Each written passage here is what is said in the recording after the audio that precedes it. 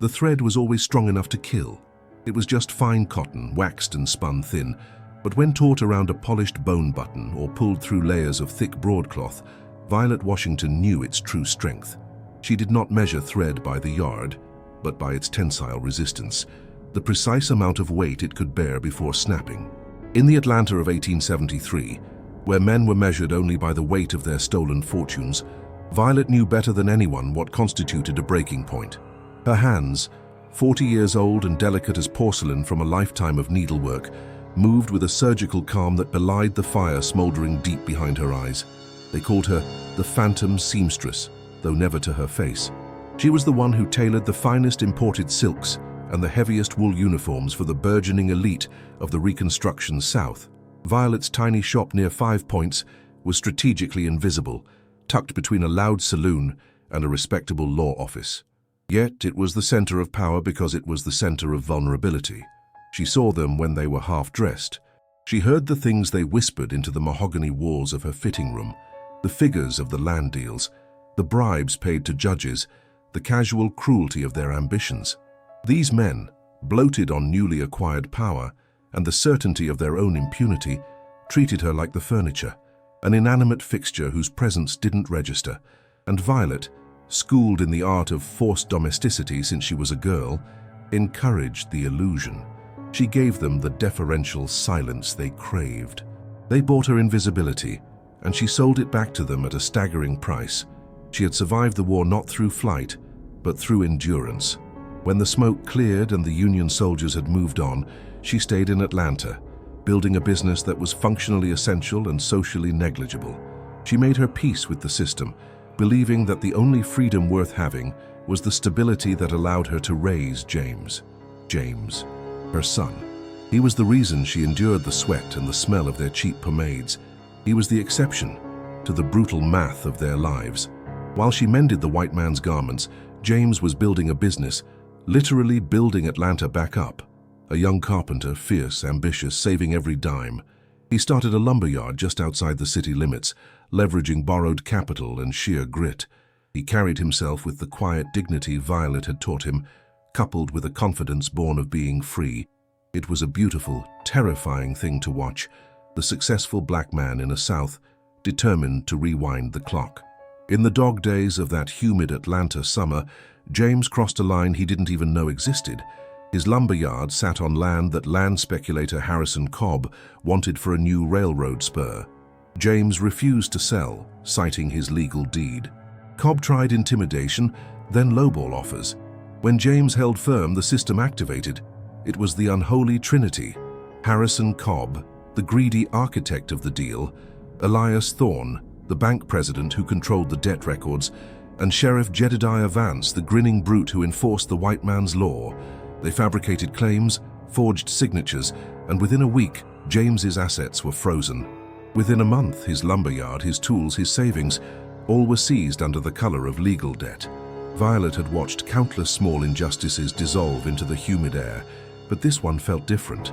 It wasn't just theft, it was annihilation. It was the system reaching out of the past and claiming a future it insisted didn't belong to them. James, desperate and furious, went to Sheriff Vance's office to demand justice. The conversation was loud, echoing down the hall and frightening the clerks. James was last seen leaving the office under the sheriff's watchful eye. 2 days later, they pulled his body from the Chattahoochee River. Accidental drowning, Sheriff Vance announced with a grim shake of his head, even though James was a strong swimmer, and the river current that week was lazy and slow. The grief hit Violet not as a wave, but as a total silent vacuum. For a week, she didn't cry, didn't eat, barely slept. She just sat in the back room of her shop, staring at the empty space where her sewing machine should have been, her hands folded neatly in her lap. The softness, the hard-won composure, the very air of invisibility. It all cracked open, revealing something steel-hard and glacial underneath. She realized then that freedom was a costume they let you wear only if you stayed small. James had tried to grow large, and they had clipped him at the root. There would be no legal recourse. The same men who signed James's death certificate were the men who now wore her expertly tailored coats. To fight the system in the courts was to walk into a snare, but Violet knew there was another way to fight. She understood architecture, not of buildings, but of men. She knew their flaws, their vanity, their schedules. She knew the location of the bullet holes in Sheriff Vance's ego, the financial secrets tucked into Elias Thorne's wallet pocket, and the deep, abiding paranoia of Harrison Cobb.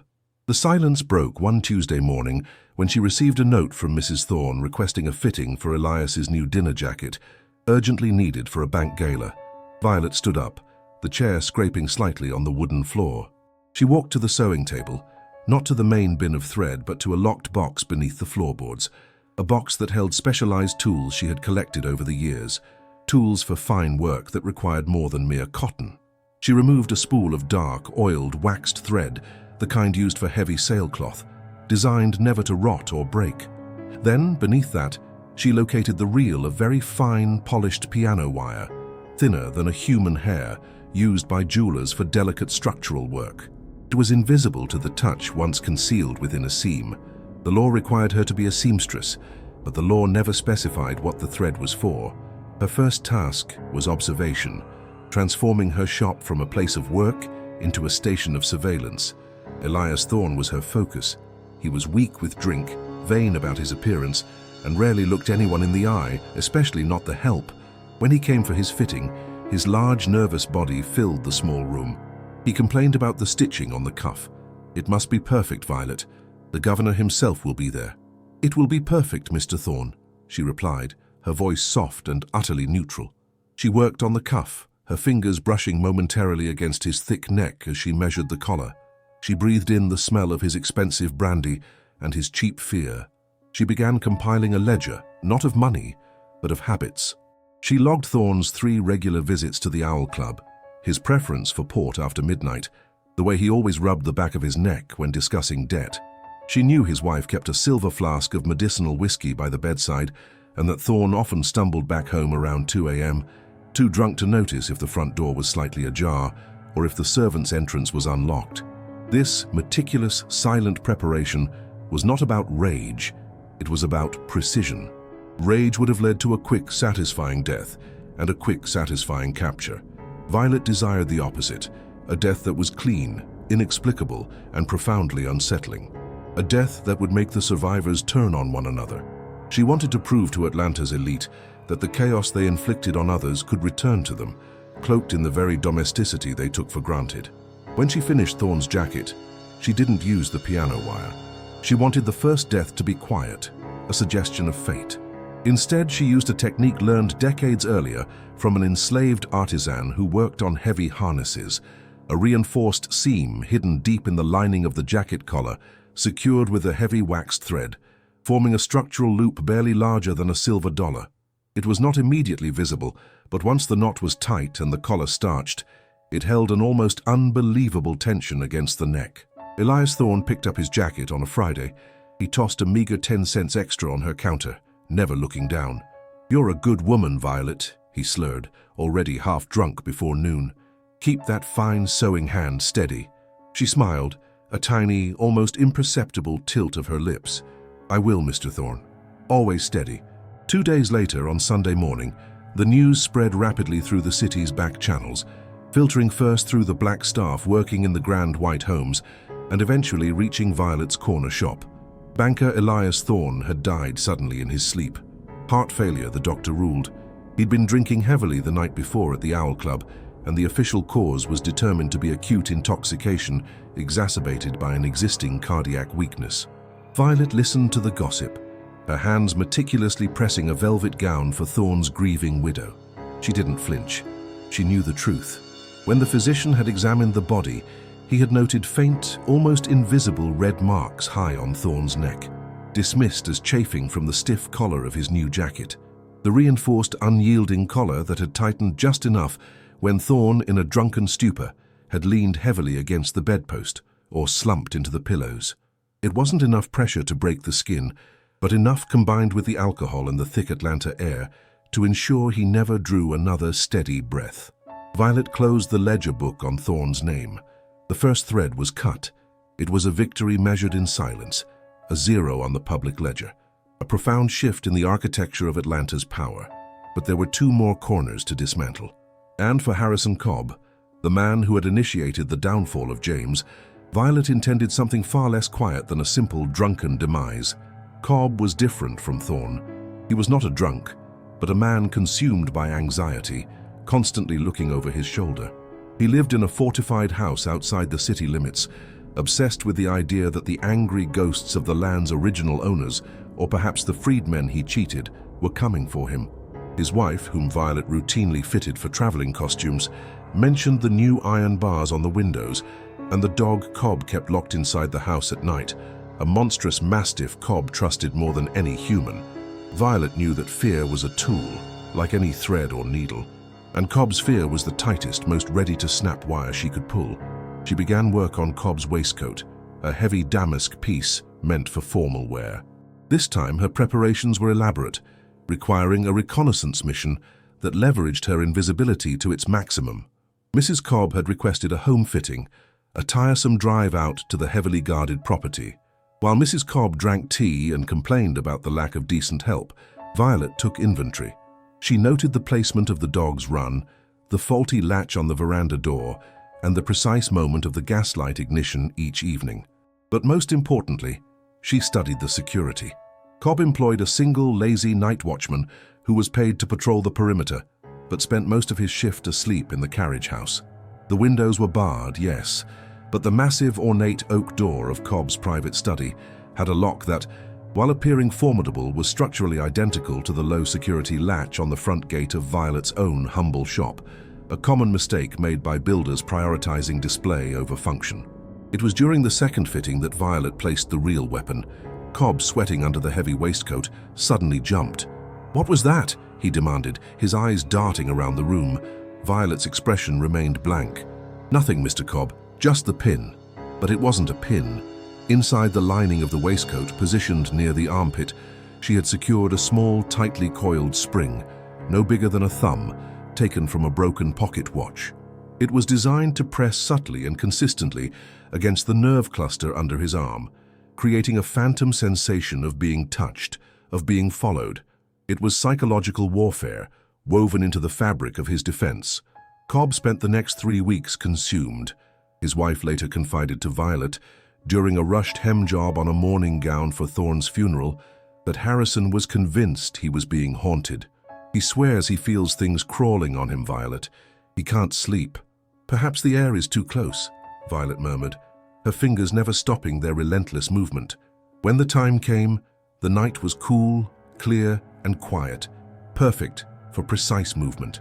Violet walked the 3 miles from 5 Points to Cobb's estate, dressed in a simple dark dress and shawl, carrying nothing but a small satchel containing 2 items. A skeleton key she had secretly fashioned to the exact specifications of the old lock design, and a freshly waxed thread thicker than a shoelace made of pure hemp. She slipped past the sleeping watchman, whose snoring rattled the windows of the carriage house, and approached the main house. The spring on Cobb's waistcoat had done its work. He had dismissed his servants early, convinced they were mocking him. The house was utterly dark. The front door lock yielded with a soft, almost polite click to the skeleton key. She slid inside, the silence of the mansion pressing in on her. The air smelled of dust and fear.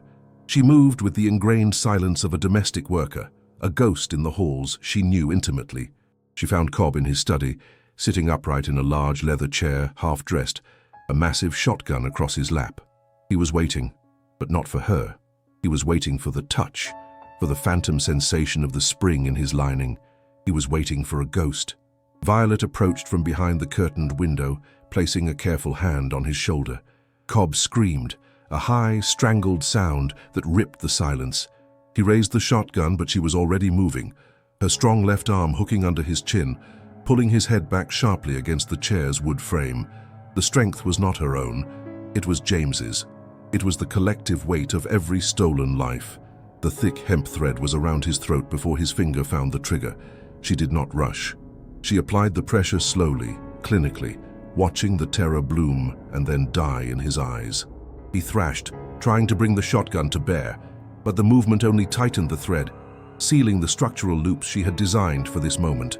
When his body went limp, the silence returned, heavier and colder than before.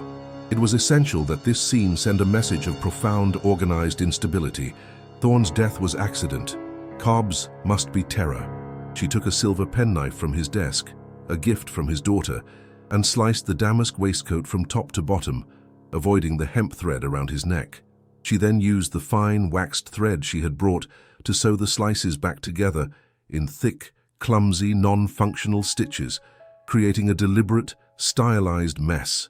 It looked like a ritual, like a warning, like something only a madman or a highly organized conspiracy would do. She wiped the doorknobs clean, leaving no trace. The only physical evidence she left behind was the silent stitched mess on Cobb's chest and the faint, unsettling scent of fine, dry dust on the heavy hemp. She exited the house the way she came, vanishing into the night as the moon dipped low over the scarred Atlanta skyline. When the body was discovered the next morning, the authorities were baffled. Was it robbery? No valuables were missing. Was it a political rival? The strange stitching suggested something darker, cultish, or perhaps even a private act of vengeance rooted in the plantation past. A thought that terrified Atlanta's power brokers more than any simple murder. Sheriff Vance, looking at the crude symbolic stitches, felt a deep tremor of unease. Thorne had been easy to dismiss. Cobb's death felt like the earth shifting beneath their feet. Vance went back to his office, scrubbing his hands until they were raw, trying to wash away the feeling of something unknown watching him. He had dismissed Violet Washington months ago when James complained of the land theft. Just a grieving mother, he'd thought. Just a quiet black woman who sews. But Vance was the final thread, the toughest knot in the corruption tapestry. He was the law, the shield, and the executioner. He would require something more public, more definitive.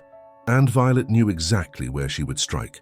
Sheriff Jedediah Vance was hosting the annual New Year's Eve charity ball, a gala of unparalleled pomp and visibility, meant to signal Atlanta's return to prosperity and order. Violet Washington had the contract to prepare all the domestic linens, the decorative embroidery, and most importantly, Vance's new military-style uniform coat. It was a gold-trimmed, heavy wool garment designed to make him look like a general, a symbol of the authority he barely deserved. The ball was 3 weeks away. Violet began her final, most audacious preparation. She moved through the city collecting materials. Not poison, which was too crude, but knowledge. She spent hours studying the new uniform's design, paying particular attention to the heavy gold cording around the neck and shoulders, the very cording meant to display his power. She had secured the final fitting appointment for the uniform on the afternoon of December 31st, just hours before the ball. It would be her last opportunity to be alone with him, to measure the exact circumference of the space between his arrogance and his life. She practiced her knotwork late into the nights in the silence of her shop, her face lit only by the sputtering gaslight. She used the strongest material she could find, the ultra-thick waxed unbleached linen thread she used for sewing furniture upholstery, a thread designed to hold a heavy weight down for decades without giving. She needed to ensure the knot was tight, swift, and silent. She didn't want to struggle. She wanted an execution that felt like fate, a sudden end delivered by the very symbol of his authority, the ultimate irony. When Vance arrived for the fitting, he was nervous, his face pale beneath his thick beard.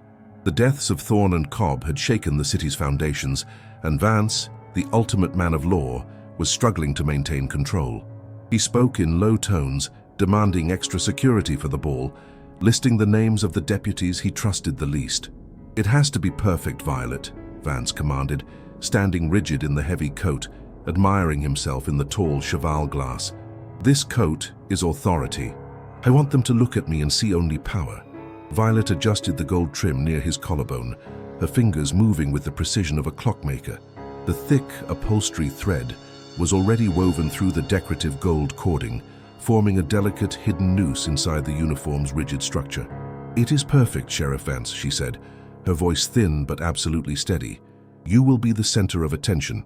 She took the measurement of his neck one final time, her delicate hands resting against his pulsating carotid artery, feeling the heavy, hurried beat of his fearful heart. The measurement was taken not for tailoring, but for death, and the knot was ready to be sealed. Later that evening, as the first carriages rolled up the long, lamplit drive to the Vance mansion, Violet was already inside. Not as a guest, but as a worker, setting the final perfect stitches on the imported linens in the main parlor. She was present, essential, and as always, utterly invisible. She waited, watching the champagne flow and the music swell. The chaos of the New Year's Eve ball would provide the perfect cover. The midnight hour when joy blurred into drunken noise and attention fractured into dozens of simultaneous distractions. She moved through the throng of white elite as a silent shadow, carrying a small, unnecessary cleaning rag. She knew the floor plan better than the sheriff himself, where the servants' corridors converged, where the shadows pooled deepest, and exactly which small private room Sheriff Vance would use to escape the noise for a mandatory 15 minutes, just before the clock struck 12. The room where the final act of the invisible seamstress would take place. She found the door and slipped inside, the thick carpet muffling her footsteps. She was early, but she had to be. She positioned herself behind the heavy velvet drapery, the thick hemp thread coiled tightly and professionally in her hand. The thread was the law now, and the final judgment was about to be rendered. The sounds of the party filtered in. Laughter, music, the steady, sickening drumbeat of a power that believed itself indestructible. Then the door opened. Sheriff Jedediah Vance stepped inside, sighing deeply with relief, pulling at the collar of his beautiful, suffocating gold-trimmed coat. He never saw the shadow move. He never heard the silent, decisive hiss of the thick, waxed upholstery thread, pulled taut and true by the steady, unfeeling hands of the woman he had dismissed as a piece of furniture. The thread snapped tight, just as the distant chimes began to sound, announcing the midnight hour. His eyes widened, the sound of his struggle swallowed by the joyous roar from the ballroom below. Violet held the line, rigid and unmoving, counting the seconds with the same meticulous patience she used for every stitch. When the last chime rang out, welcoming the year 1874, the sheriff's body slumped heavily against the velvet curtains. The gold-trimmed coat, the symbol of his power, remained perfectly intact, perfectly tailored. Only the silence of the room and the final hidden knot told the truth. Violet released the body, pulled the thread free, and calmly tucked it back into the hidden pocket of her skirt. She straightened the coat, brushed dust from her apron, and slipped out the back service door just as the first screams of alarm began to rise from the ballroom, shattering the celebratory mood of the new year and permanently staining the history of Atlanta. She did not run. She walked. She was not fleeing justice. She was delivering it. And as she stepped out into the frigid air of the new year, she knew her work was done. Her son, James, was revenged. The price was not paid in money, but in the calculated destruction of the men who thought they owned the city. The bodies were discovered quickly. 3 powerful men, dead in 3 months by means impossible to trace back to a single obvious source. The authorities, desperate to protect the image of a safe, orderly reconstruction, immediately blamed the deaths on a secret political conspiracy, carpetbagger infighting, a vendetta over money, anything but the unsettling truth. No one, not the police, not the society matrons, and certainly not the remaining corrupt officials, looked at the seamstress who had spent decades hidden behind the needle. Violet Washington returned to her small shop near 5 points before dawn. She meticulously cleaned her hands, removing every trace of the fine gold trimming and the dark, wet moisture of fear. She placed the spool of hemp thread back in its secret box under the floorboards, where it lay silent, waiting. She had gained nothing of material value. Her son was still gone. But the fear, the cold terror that had gripped her community for generations, had momentarily shifted places. Now, the powerful felt it. They glanced over their shoulders when their doors opened too quickly. They distrusted their food, their drink, and most of all, the silent staff who moved among them like ghosts. Violet did not stay in Atlanta long. Her work was complete, and the risk of remaining was too great. She locked up her shop a week after the New Year's ball, leaving a quiet note on the door. Closed for travel. She traveled north, moving slow, deliberate, carried by the quiet, powerful strength of a person who no longer had anything to fear because she had already sacrificed everything. She knew the authorities would never find her because they were not looking for a woman who could not read, a woman whose entire existence was defined by her essential invisibility. They were looking for a politician, a business rival, a man with a motive that fit their corrupt worldview. They were looking for noise, but she had only left silence. Violet Washington disappeared into the broader, chaotic silence of the American landscape, taking her unparalleled skill, her photographic memory, and her lethal knowledge of human weakness with her. But her legend remained. In the deep secrecy of the black community of Atlanta, particularly among the domestic workers and the artisans, whispers began to circulate. They spoke of the ghost of 5 Points, the woman who could weave judgment into a coat collar and stitch vengeance into a waistcoat. It was a story told not to incite rebellion, but to instill a cold, profound belief that even in the utter absence of legal justice, the tools of servitude could always be repurposed, and that true power was found not in a gun or a law book, but in the hands of the person deemed least likely to hold it. Her vengeance was not loud but systemic, a tremor that settled deep into the foundations of Atlanta's new order, reminding the powerful that they, too, were made of mere cloth and fragile thread, capable of being torn apart by a single invisible hand. The cost of their impunity, for a brief, terrifying moment in 1873, had been paid in full. 8 years earlier, Atlanta smelled like burnt wood and desperation. The official peace of 1865 was merely the quiet between two distinct kinds of warfare: the open carnage of men and the silent, grinding battle for economic survival. Eliza walked away from the ruins of the Kingsley plantation in South Carolina, carrying exactly 2 things of value: the scars woven into her back and the singular, terrifying ability to read the patterns of the universe. Most freedmen saw fields that needed planting or cities that offered transient wages. Eliza saw lines. She saw the warp and weft of the New World Order, the invisible threads that connected capital in Boston to land deeds in Georgia, and the fragile knots held together by the arrogance of the men who thought they controlled the loom.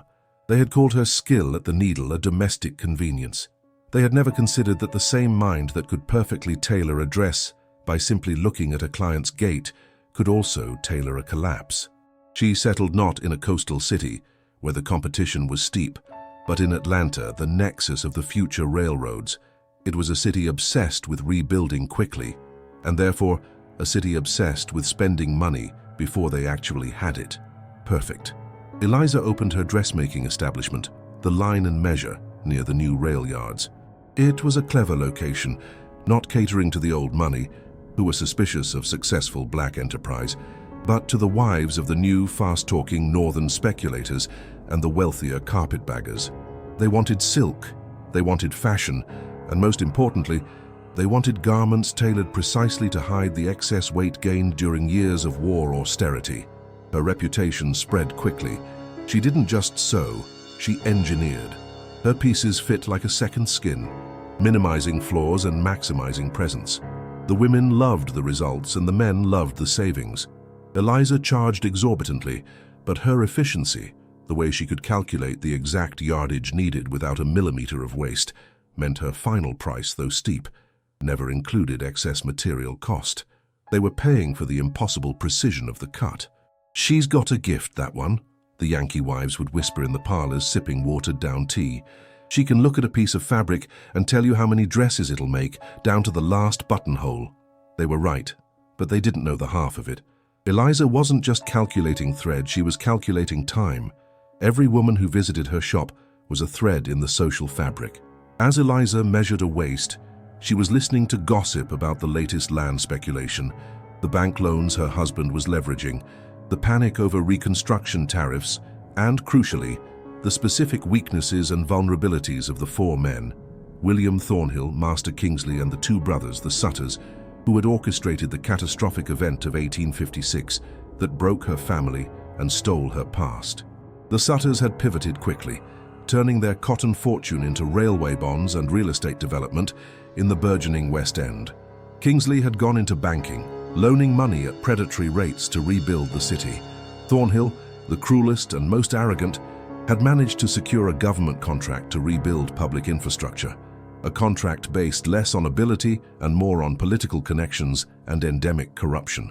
They were everywhere, inescapable, their power derived from the very chaotic opportunity that freedom had delivered.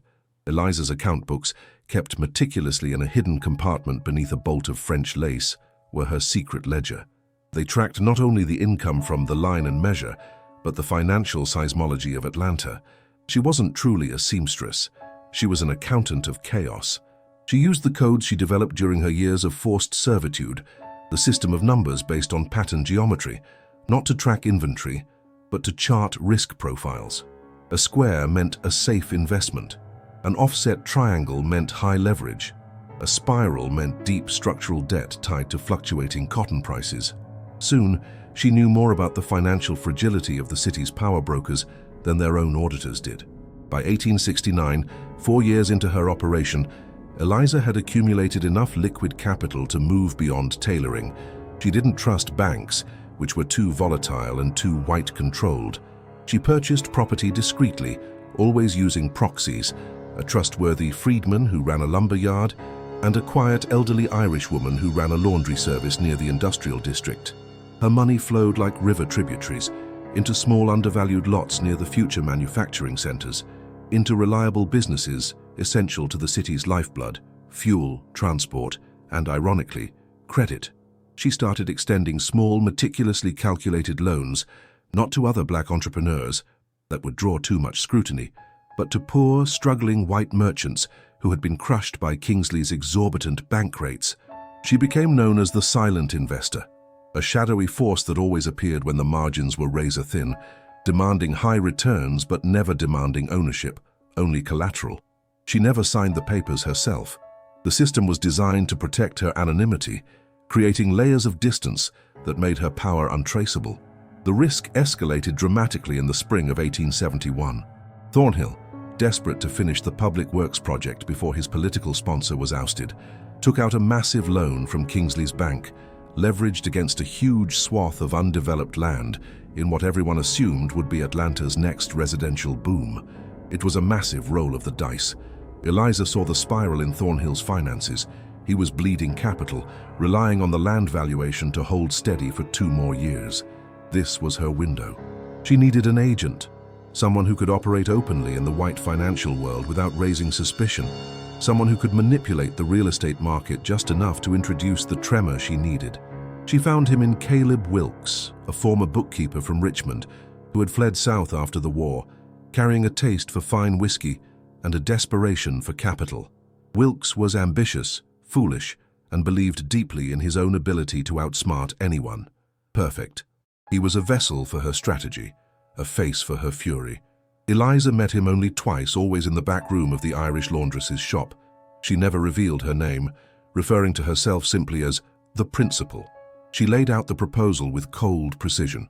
She would provide the capital for Wilkes to purchase strategic, low-value land parcels adjacent to Thornhill's leveraged acreage.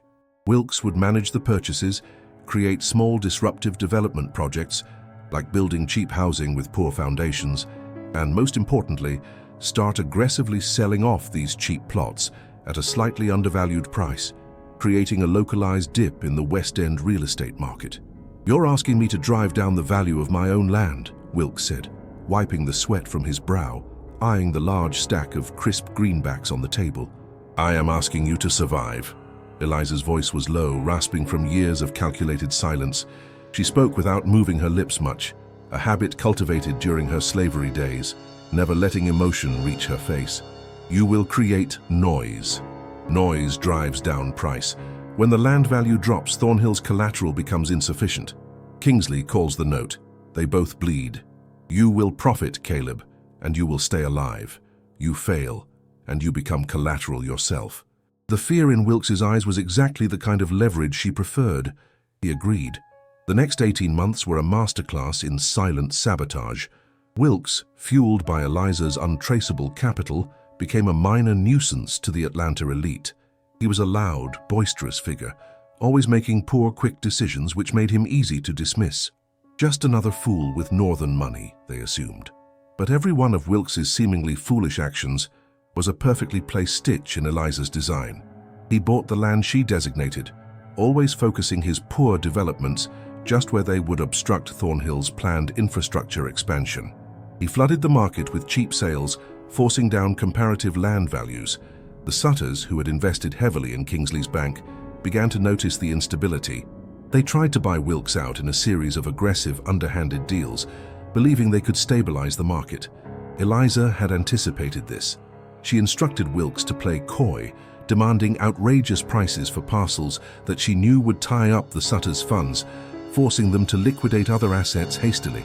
The beauty of the plan was its reliance on the ingrained white assumption of black economic incompetence. No one suspected that the chaos was being directed by the precise quiet woman who pinned their wives' hems. They assumed it was market volatility, Wilkes's stupidity, or the general instability of Reconstruction. They were blind to the pattern. Eliza, sitting in her shop, listening to the incessant drone of the city's rebuilding efforts, the hammers, the rail whistles, the shouts, was weaving the perfect noose. She knew the exact moment to pull the knot. The final piece of the trap involved the cotton futures market. The Sutters were deeply leveraged on a massive anticipated harvest in the summer of 1873. If the harvest was good, they could weather the real estate slump. If it failed, their entire economic structure, and by extension Kingsley's bank, would collapse. Eliza had invested a small yet significant portion of her own capital in securing early transport contracts. When news came in July of '73 that a late-season drought had ravaged the crops west of Macon, the panic was immediate. The Sutters started liquidating at fire sale prices, desperately trying to cover their shortfalls. Eliza, through her anonymous proxies, quietly bought every single one of those discounted assets. The true genius of her vengeance lay in this. She wasn't just ruining them. She was stealing the very foundation of their wealth, making her rich in the process, and ensuring the cost of their destruction was borne entirely by their own systemic hubris. By August, Thornhill was frantic. His public works project was stalled, his collateral was shrinking daily, and Kingsley was breathing down his neck. The interest rate on his loan, calculated for a world of rapid growth, was now an anchor dragging him under. One humid afternoon, Kingsley himself came to the line and measure. He didn't come to see Eliza. He came to find his wife, who was having a dress fitted.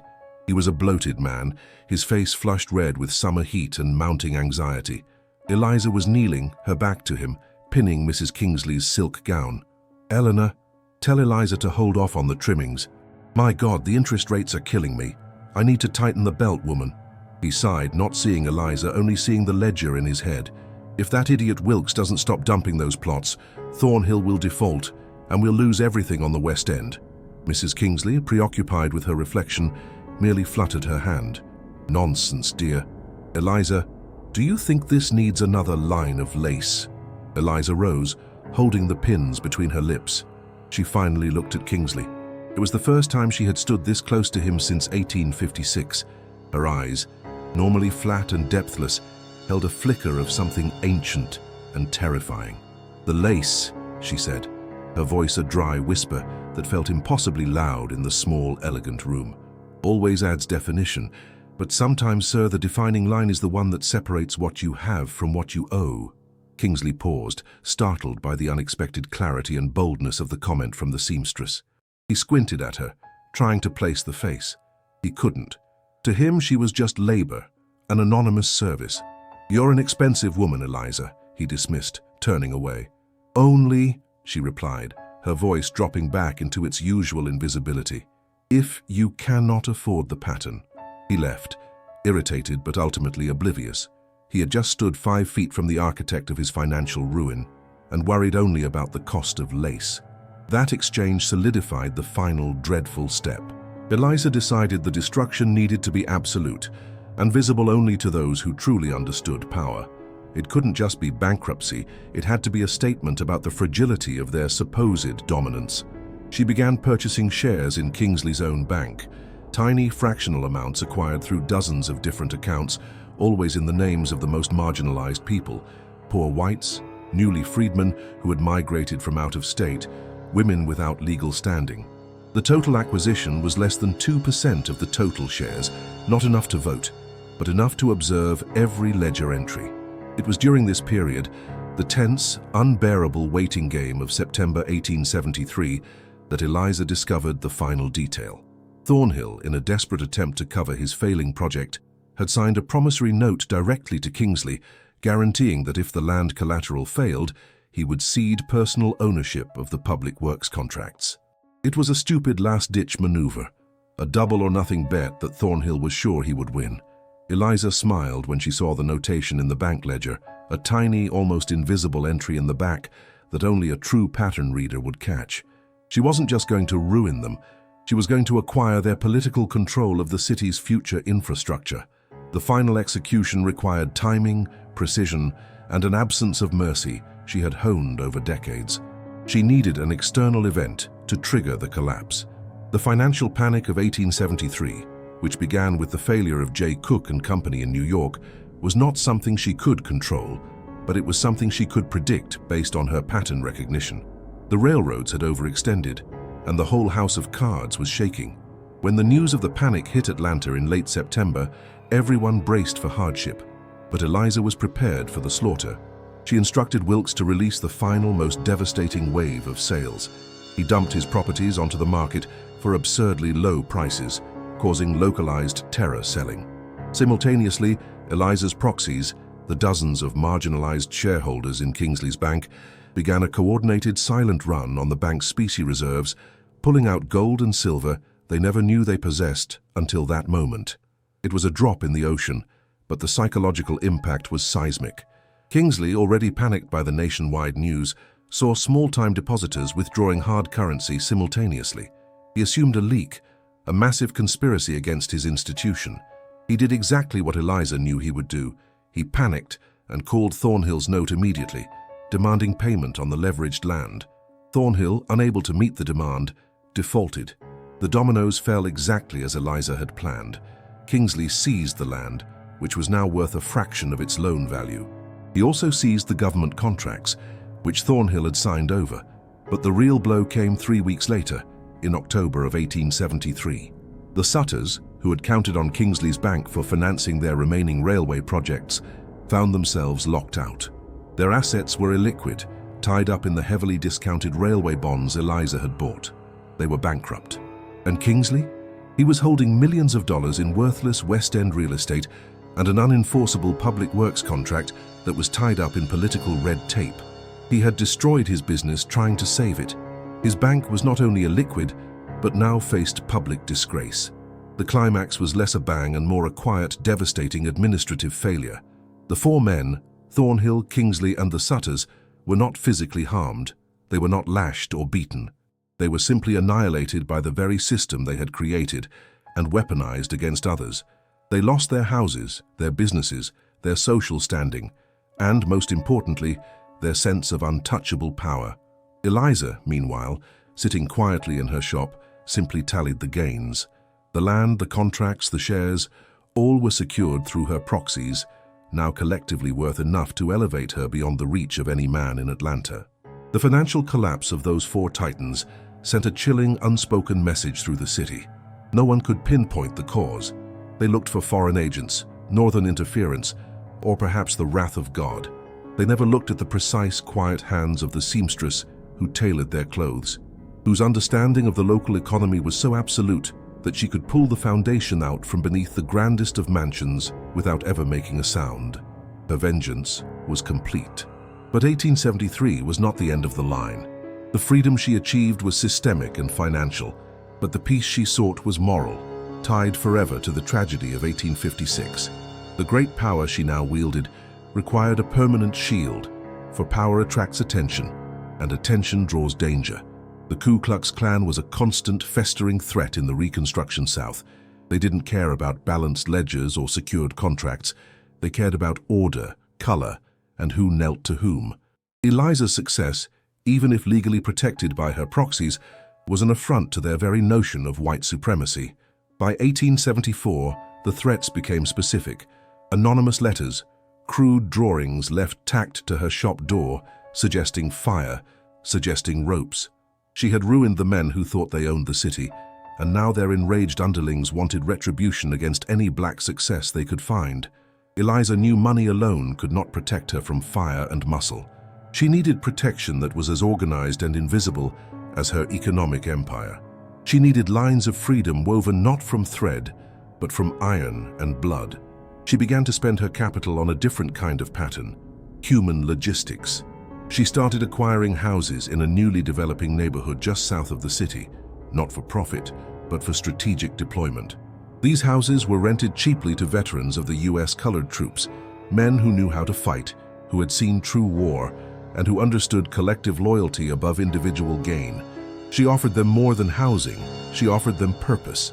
She offered them a place in the Line and Measure, an organization that was officially a mutual aid society for black families, but unofficially a highly disciplined, covert security force. Eliza never gave orders. She provided resources, calculated risks, and pointed out patterns of danger. She didn't tell them when to fight. She told them where the attack would come from and when. Her pattern reading extended beyond finance. It covered troop movements, psychological warfare, and the predictable cycles of white violence. The first organized confrontation occurred in the winter of 1875. A small group of 6 armed hooded men rode into the neighborhood she had subtly established, intent on sending a message by burning the house of one of her veterans. The clan expected terror and flight. They found silence and discipline. As the clan approached the corner of the block, 3 men stepped out of the shadows of the lumberyard, and 3 more emerged from the laundry service doorway. They were armed, not with muskets, but with modern repeating rifles Eliza had imported from New York, paid for in cash, and transported through her railway contacts. There were no warnings, no shouts, only the cold mechanical sound of 6 rifles firing simultaneously. The clan was decimated before they could even draw their own pistols. The survivors fled, leaving 3 corpses and 3 horses behind.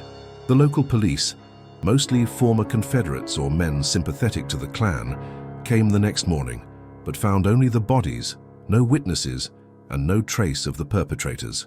Eliza, who had watched the entire event from a hidden window across the street, was already back at her shop, measuring lace for Mrs. Thornhill, who was now living in reduced circumstances, her husband exiled to the fringes of Alabama. The event was dubbed the Silent Night by the black community, whispered in hushed tones as a warning and a promise. The message was clear. There were now places in Atlanta where the rules of the Old South did not apply, where the cost of entry was life, and where justice was delivered with mechanical precision. Eliza's organization, the Line and Measure, grew stronger, becoming the true invisible governance of the burgeoning black community in Atlanta. Her economic power protected her politically.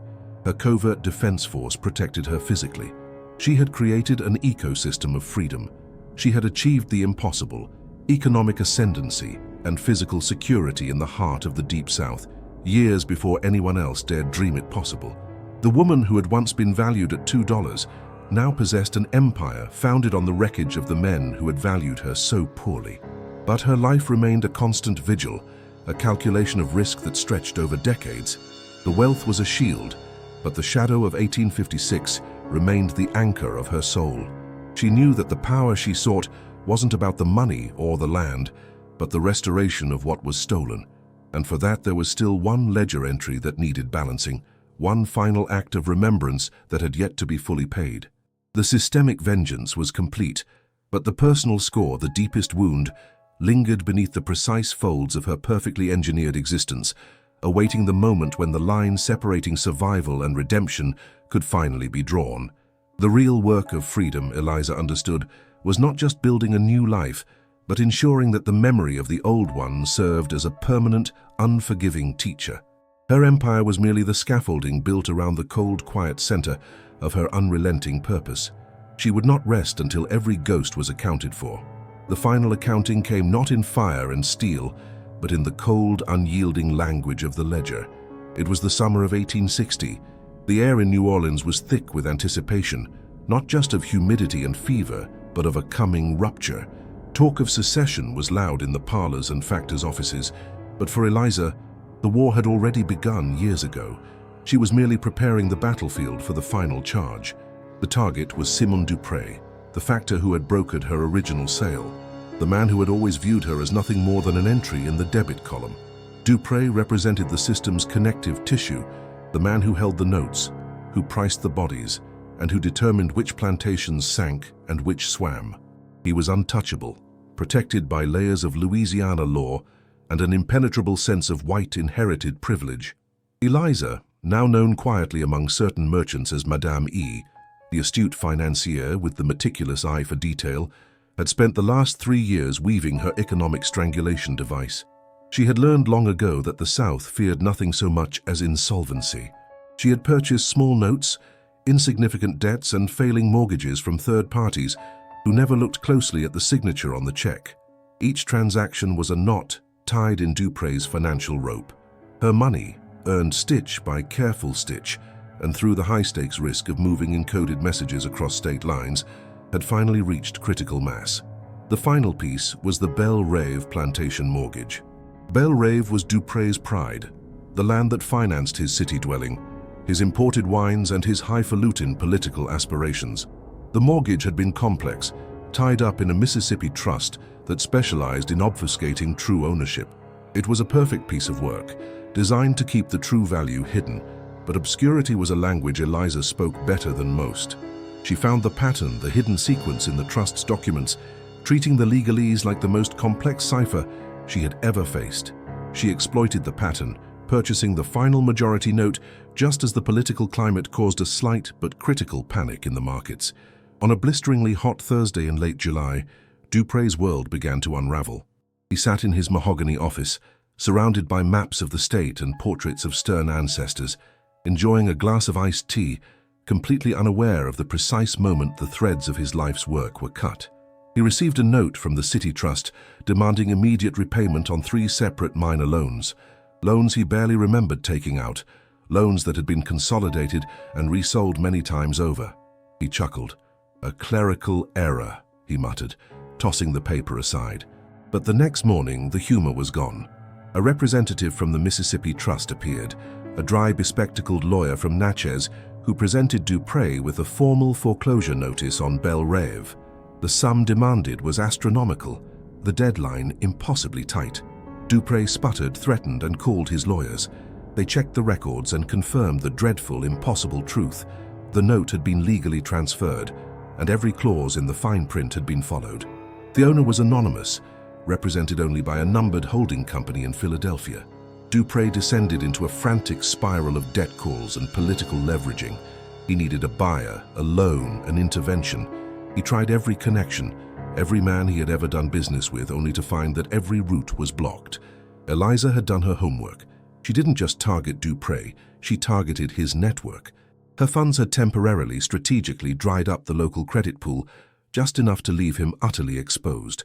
The auction for Belle Reve was scheduled for the first week of September. Dupre, a proud man driven mad by the shame of public failure, refused to attend. He stayed locked in his house, drinking heavily, while the cream of New Orleans society gathered to watch the mighty fall. Eliza attended, of course.